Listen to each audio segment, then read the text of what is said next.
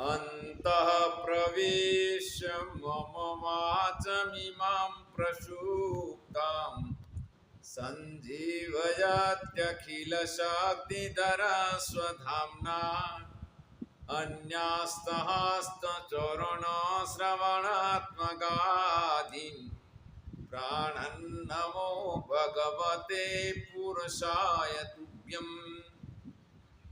धर्मानुरागी सज्जन एवं मातृशक्ति परमात्मा की असीम कृपा से हम सत्संग का प्रारंभ करते हैं। सर्वप्रथम जिस पर हम सत्संग करने के लिए जा रहे हैं, इस सत्संग का नाम और प्रयोजन। प्रयोजन मतलब फल। इससे क्या लाभ है और न करने से क्या नुकसान है, जिसको हम बता रहे हैं। सर्वप्रथम हम परिचय देते हैं कि इस पुस्तक जो संक्षिप्त व्याख्यान माला जो हमने श्लोक जिसके अंदर 736 है, 736, ये व्याख्यान माला के श्लोक का ये मैं लेखक नहीं। लेखक का परिचय मैं कराता हूं कि सर्वप्रथम स्वामी आत्मानंद सरस्वती जी, जिन्होंने सन 1948 के अंदर अनशन करके ज्ञान पूर्वक शरीर का त्याग किया था, गुजरात के अंदर अमरेली जिला का राजूला संन्यास आश्रम। स्वामी जी महाराज बहुत उच्च कोटि के विद्वान थे, इसीलिए संत समाज ने उनको पंडित जी की उपमा दिया था, पंडित आत्मानंद जी महाराज।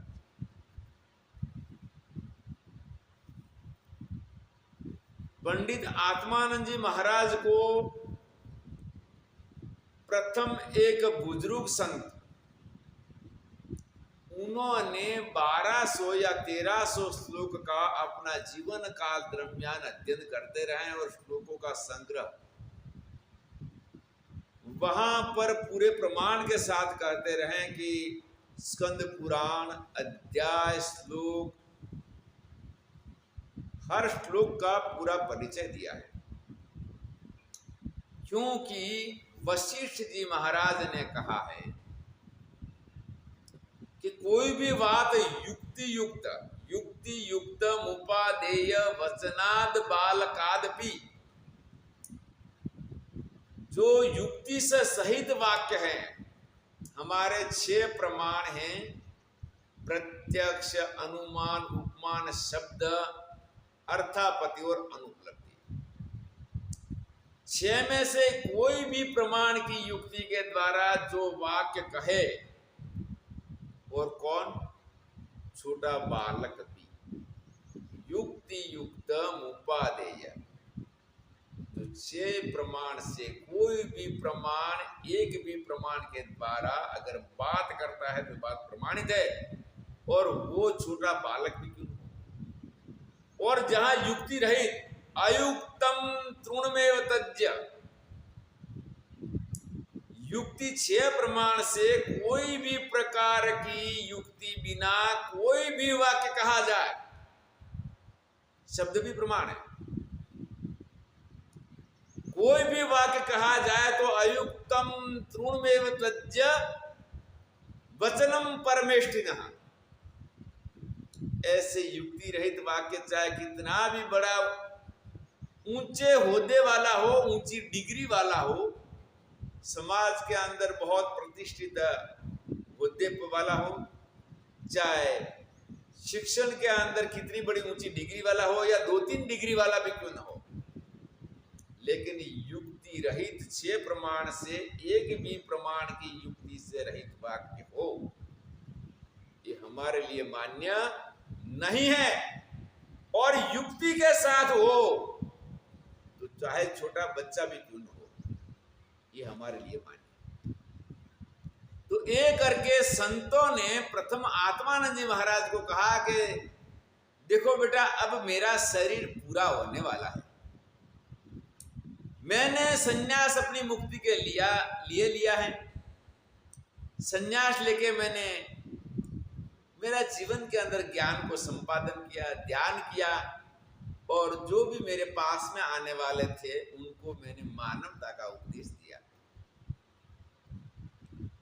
अब मैं जाऊंगा, पर जाते जाते मैं समाज को भी कुछ दे के जाऊंगा। क्यों?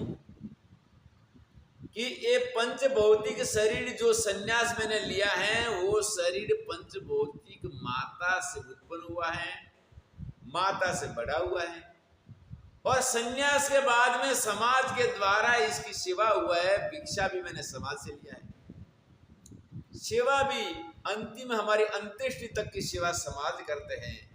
तो मेरी मुक्ति के साथ मुझे समाज का भी कुछ ऋण अदा करना है,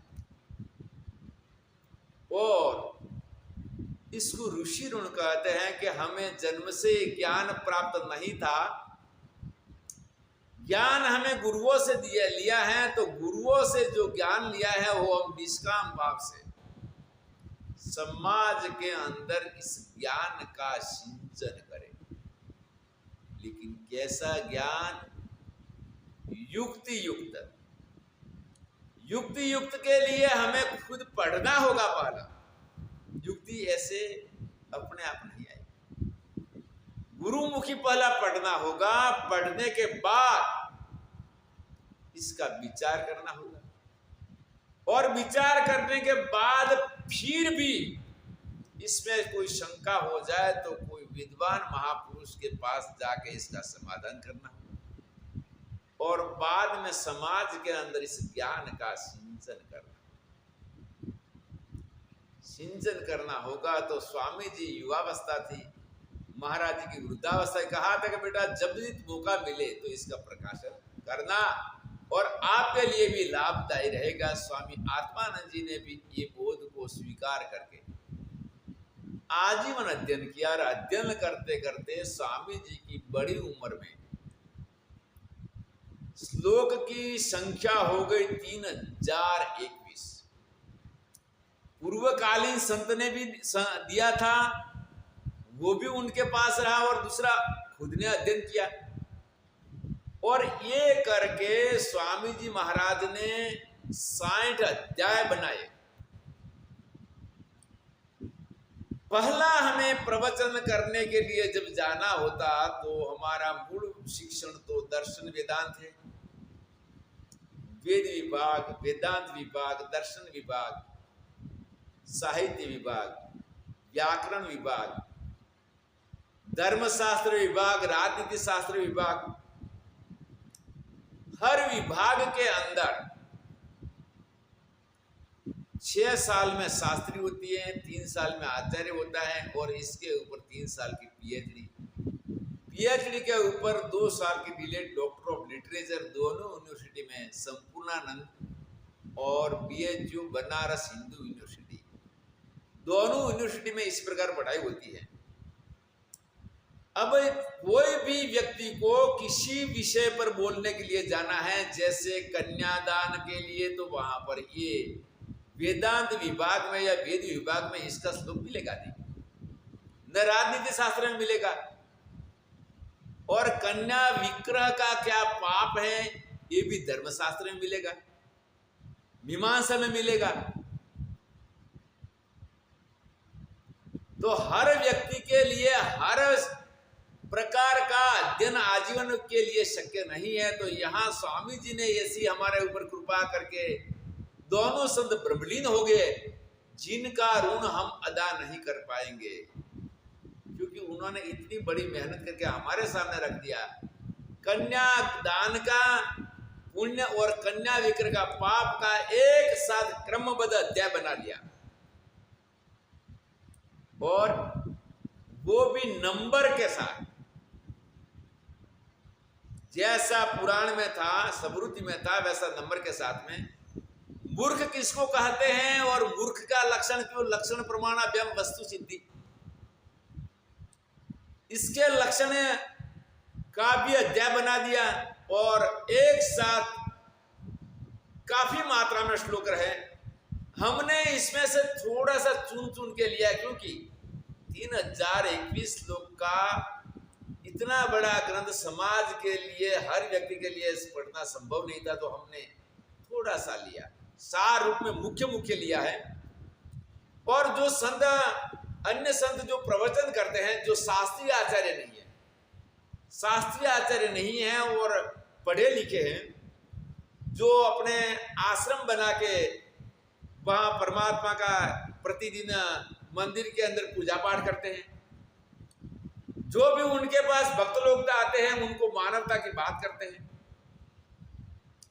अब दूसरी बात है कि स्थान के अंदर वो स्थायी हो गए, उसके महंत हो गए, तो अब पढ़ने के लिए जाने का उनके पास अवकाश भी नहीं है, अवकाश नहीं है और आने वाले को कुछ कहना है तो उसके लिए ये बहुत लाभदायक हो जाएगा। 736 श्लोक हिंदी में है और इसी श्लोकों को 600 श्लोक हमने गुजराती में लिए। गुजराती में 136 श्लोक कम क्यों लिए कि काफी गुजराती विदेशों के अंदर हमारे भारतीय लोग हैं, इसके अंदर करीबन 60%, 50%, 55 या 60% केवल गुजराती हो गए।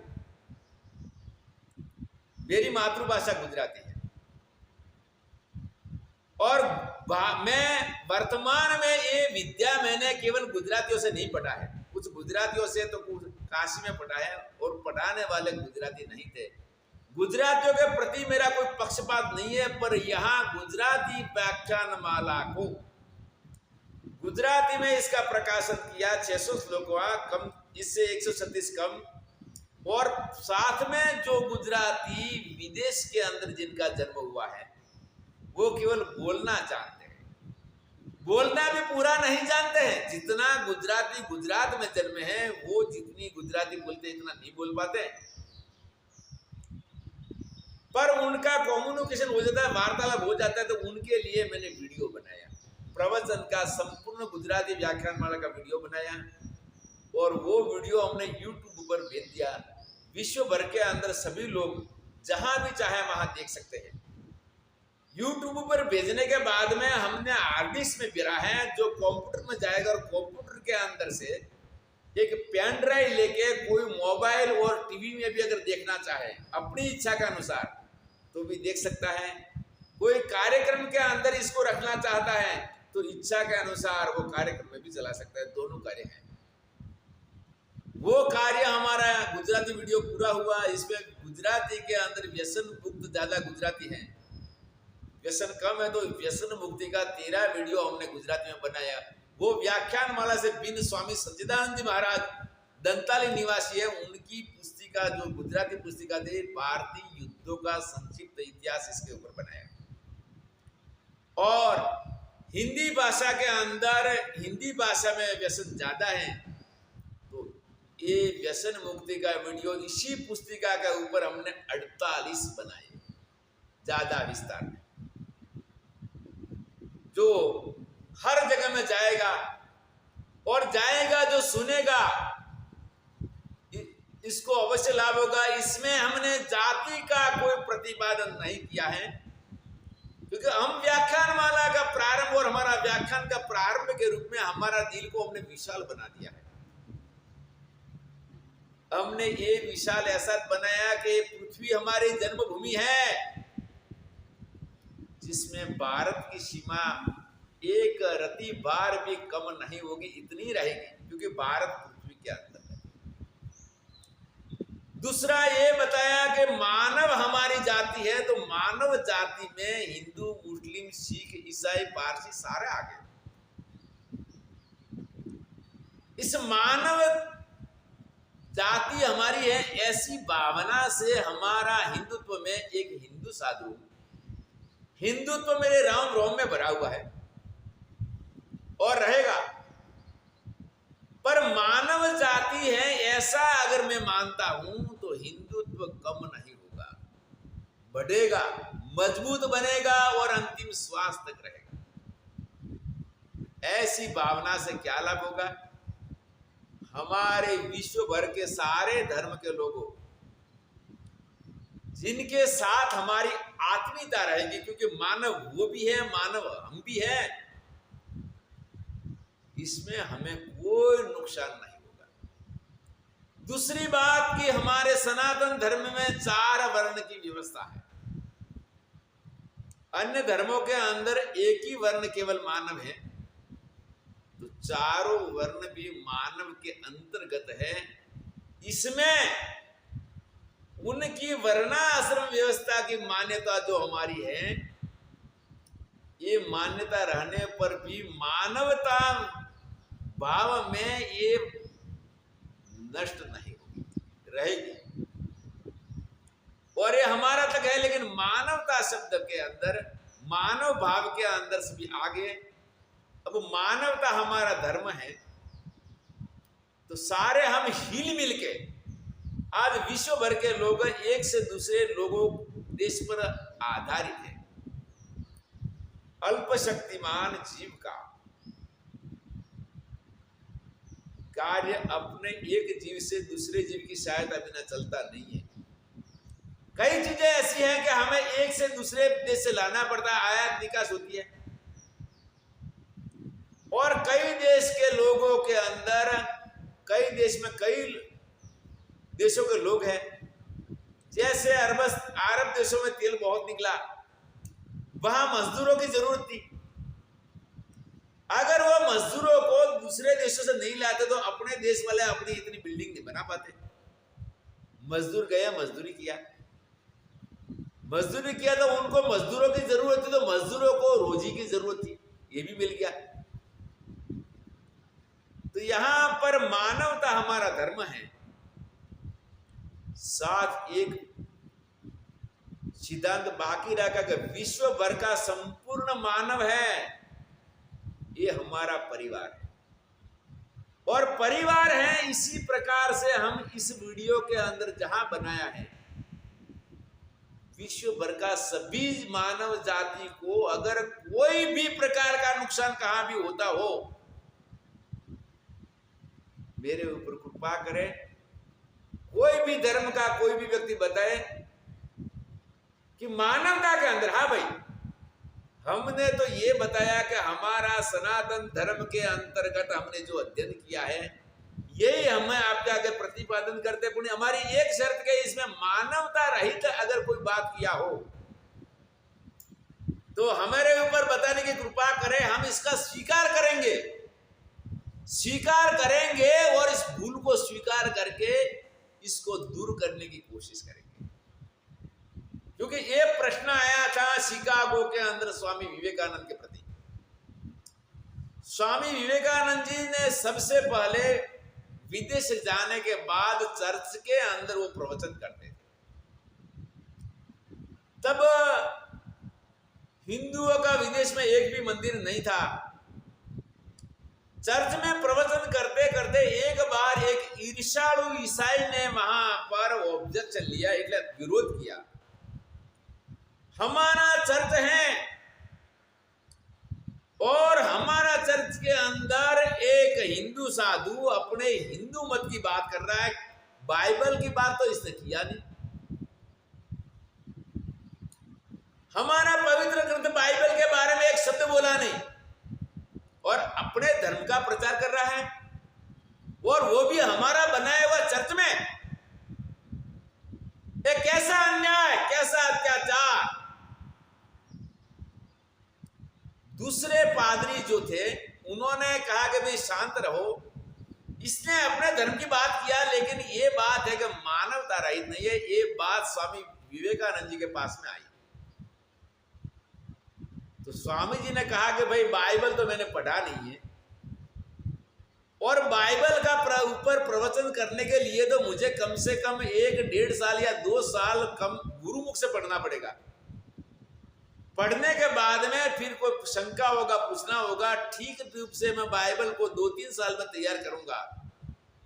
तब इसका प्रवचन करूंगा। ये मेरे लिए संभव नहीं है, पर मैं एक बात बताता हूं कि मैंने जो हमारी हिंदू फिलोसॉफी के अंतर्गत जो प्रवचन किया है, इसमें मानवता रहित कोई शब्द हो, कोई वाक्य हो, मेरे ऊपर कृपा करके मुझे बताए, मैं इस भूल का स्वीकार करूंगा और इसका सुधारा करूंगा, और इस भूल के बदल मैं स्वीकार करके प्रायश्चित करूंगा। तो ये मेरी भी विनती है। मुसलमानों ने 2 भूखे हमारे पास से मांग के लिया है कि हमको देंगे। मैं बोला ठीक, हम जरूर देंगे।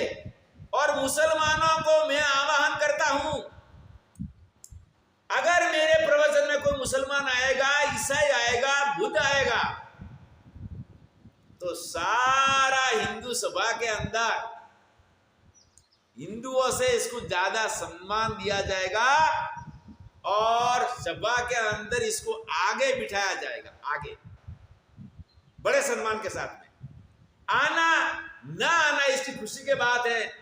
आज के दिन में मैंने एक मुसलमान के वहां बहुत अच्छा देखा। हम आबू पर्वत के अंदर देलवाड़ा के पास में नित्यानंद आश्रम, नित्यानंद जी मेरे गुरुजी का नाम है। सन 1992 में मेरे गुरुदेव ब्रह्मलीन हो गए। मैं यहाँ आश्रम से पांडव गुफा एक स्वामी जी को मिलने के लिए जा रहा हूं, तो और बीच में एक मुसलमान का घर आया। मुसलमान का घर आया, वहां 3 बच्चे थे, गरीब मुसलमान, वो भी बहुत धनवान नहीं था, साधारण, मतलब अपना गुजारा चल रहा था। गरीब, एकदम गरीब नहीं था, जिसका गुजरान चल रहा था, लेकिन धनवान नहीं था। इसके पास गाड़ियां वगैरह नहीं थी, मोटरसाइकिल नहीं थी, अपना गुजारा चला रहा था। वहां 3 बच्चे छोटे थे, जिनकी उम्र मेरे ख्याल से 3 साल से 5 या 5.5 साल तक होगी। तीनों बच्चे बैठे हैं, मौलवी साहब आकर तीनों बच्चों को पढ़ाने लगे। अब एक घर के अंदर मौलवी साहब आकर तीनों बच्चों को इतनी उम्र में पढ़ा रहे हैं। ये परिवार मौलवी साहब को तनख्वाह देने के लिए इतना धनवान नहीं है और न दे सकता है, और मौलवी साहब की भी इतनी उदारता है कि दूर से आके भी, एक घर था मुसलमान का, बच्चों को पढ़ाने के लिए खुद आगे, और इसने जो भी दिया वो ले लिया। एक बार कम से कम तनख्वाह लेके, नाम मात्र तनख्वाह लेके और साधारण कपड़े पहन के भी मुसलमानों के मौलवी बच्चों को पढ़ाते हैं, और बच्चे पढ़ते हैं बचपन से, और ऐसा संस्कार देते हैं कि जीवन भर के लिए वो रहेगा। तो हमारे बच्चों को हमारे संस्कार किसने दिया है ऐसा?